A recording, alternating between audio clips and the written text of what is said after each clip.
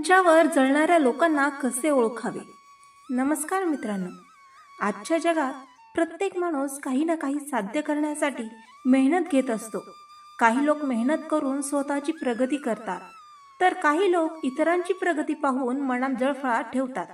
एखाद्या व्यक्तीने थोडीशी प्रगती केली, नाव कमवले, लोकांमध्ये आदर मिळवला किंवा आयुष्यात पुढे गेला की काही लोकांना ते सहन होत नाही.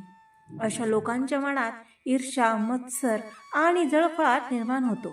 त्यामुळे ते त्या व्यक्तीबद्दल नकारात्मक विचार करायला लागतात. खरं पाहिलं तर जळणारी माणसं आपल्या आसपासच असतात. कधी ती नातेवाईक असतात, कधी मित्र असतात, तर कधी शेजारी किंवा सहकारी असतात.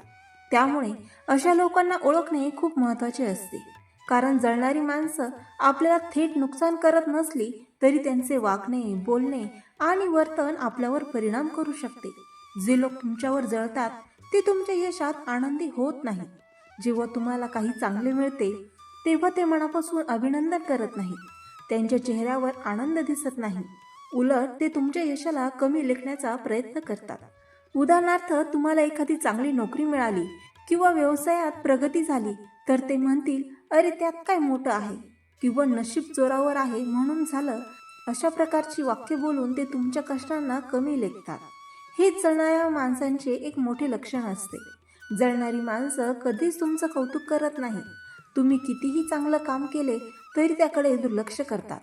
दुसरीकडे जर तुमच्याकडून एखादी छोटीशी चूक झाली तर ते लगेच ती चूक मोठी करून सांगतात.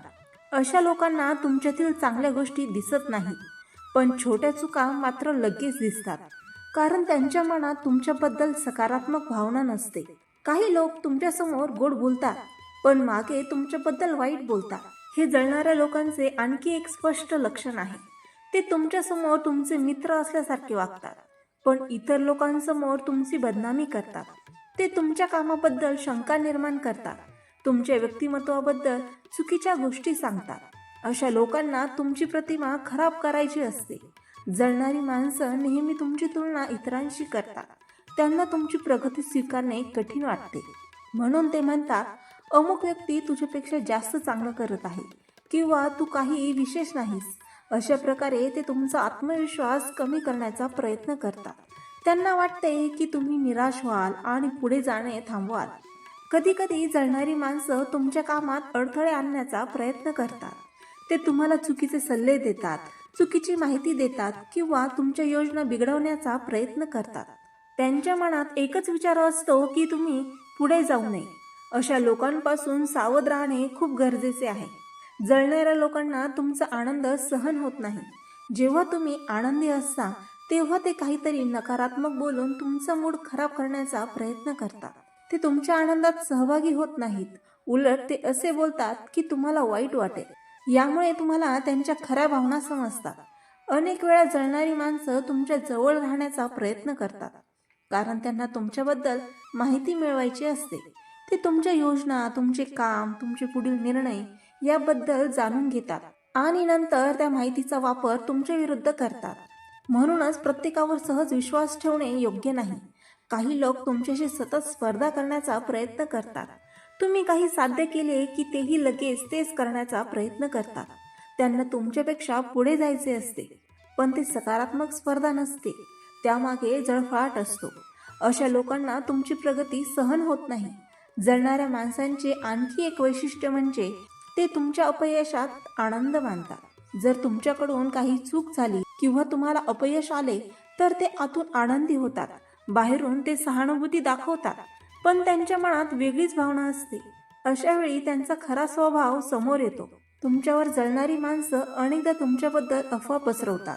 त्यांना वाटते की लोकांच्या मनात तुमच्याबद्दल वाईट मत निर्माण झाले तर तुमची प्रतिमा कमी होईल. त्यामुळे ते खोट्या गोष्टी सांगून लोकांमध्ये गैरसमज निर्माण करतात. कधी कधी जळणारी माणसं तुमच्याशी बोलताना टोमणे मारतात. ते सरळपणे काही बोलत नाही, पण उपरोधिक बोलून तुम्हाला दुखवण्याचा प्रयत्न करतात. त्यांच्या बोलण्यात नेहमी काहीतरी चीड किंवा कटुता असते. अशा बोलण्यावरूनही त्यांचा स्वभाव ओळखता येतो. जळणारी माणसं तुमच्या स्वप्नांवर विश्वास ठेवत नाही. तुम्ही एखादे मोठे स्वप्न सांगितले तर ते म्हणतात, हे तुझ्यापासून होणार नाही, किंवा हे खूप अवघड आहे. अशा प्रकारे ते तुम्हाला निराश करण्याचा प्रयत्न करतात. कारण त्यांना तुमचे मोठे यश पाहायचे नसते. खरं तर जळणारी माणसं स्वतःच्या कमतरतांमुळे अशी बनतात. त्यांना स्वतःवर विश्वास नसतो, त्यामुळे ते इतरांची प्रगती पाहून अस्वस्थ होतात. जर त्यांनी स्वतःच्या आयुष्यावर लक्ष दिलं असतं तर त्यांना दुसऱ्यांवर जळण्याची गरजच भासली नसती. आपल्या आयुष्यात अशा लोकांपासून दूर राहणे आवश्यक आहे, कारण नकारात्मक लोक आपल्या विचारांवर आणि मनावर परिणाम करतात. त्यांच्यामुळे आपला आत्मविश्वास कमी होऊ शकतो. म्हणूनच अशा लोकांची ओळख पटली की त्यांच्याशी अंतर ठेवणे हेच शहाणपणाचे असते. पण त्याच वेळी एक गोष्ट लक्षात ठेवायला हवी की जळणाऱ्या लोकांमुळे आपण आपला मार्ग बदलू नये.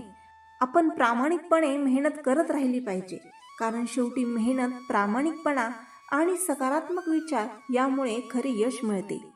जीवनात सर्वांना खुश ठेवणे शक्य नसते. काही लोक तुमच्यावर प्रेम करतील तर काही लोक तुमच्यावर जळतील. पण त्याचा अर्थ असा नाही की तुम्ही तुमची स्वप्ने सोडून द्यावी. उलट जळणाऱ्या लोकांकडे दुर्लक्ष करून स्वतःच्या ध्येयावर लक्ष केंद्रित केले पाहिजे. जळणाऱ्या लोकांना ओळखणे ही एक महत्त्वाची कला आहे. एकदा का तुम्ही अशा लोकांना ओळखायला शिकलात तर तुमचे आयुष्य अधिक शांत आणि आनंदी होईल, कारण तुम्ही कोणावर विश्वास ठेवायचा आणि कोणापासून अंतर ठेवायचे हे समजू लागेल.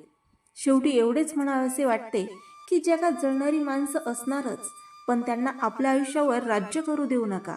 स्वतःवर विश्वास ठेवा, मेहनत करत राहा आणि सकारात्मक विचार ठेवून पुढे जात राहा, कारण तुमचे खरे यश हेच जळणाऱ्या लोकांना सर्वात मोठे उत्तर असते.